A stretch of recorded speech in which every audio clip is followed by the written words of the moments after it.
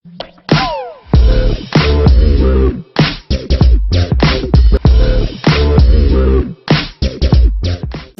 up yung amigo mga amiga dyan. Nandito na naman ang pinakagwapong vlogger sa YouTube.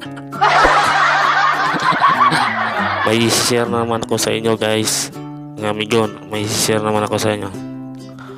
Paano nga ba mag-download ng MP3 sa YouTube? Okay, tuturuan ko kayo kung paano, step by step paano. Okay, let's go.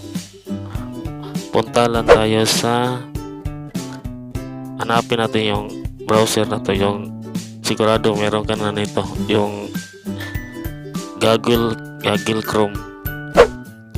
Itong Google Chrome, click natin. Then tapos i-type lang natin ang MP3 juice. Yan guys, may nakikita ka yung una, MP3 juice. Click mo tong MP3 juice. Then hintay tayo ng 11 years. Then nandito na tayo sa MP3 juice. Dito guys, madali lang mag-download dito. Mga amigo, madali lang mag-download dito. Mag-search ka lang, mag-type ka lang example Savage Lab, Savage Lab. Tara. So guys, Savage Lab. Hintayin natin.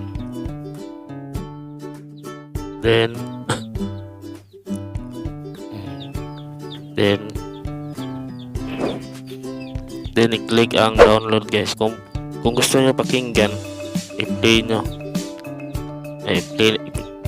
Play natin.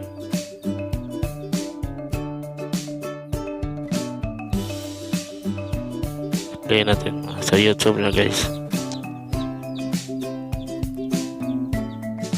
I-stop na natin. Doon na natin i-play sa YouTube. I-download na natin. Download, click ang download. Then hintay tayo. Tapos click na naman ang download. Click download.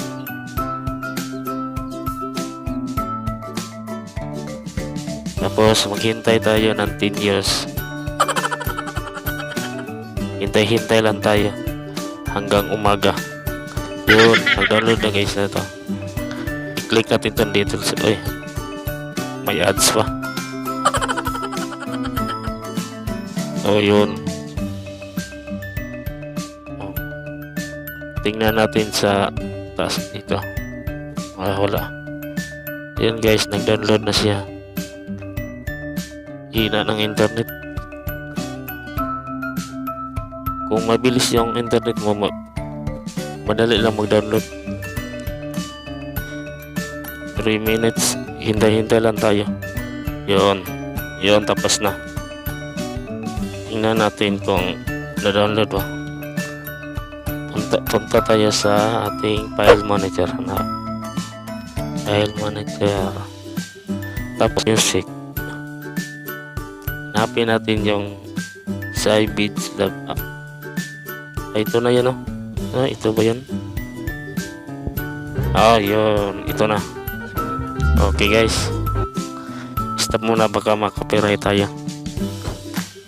So ayun guys, dito na lang tayo. Kung may natutunan ka, i-subscribe naman ako.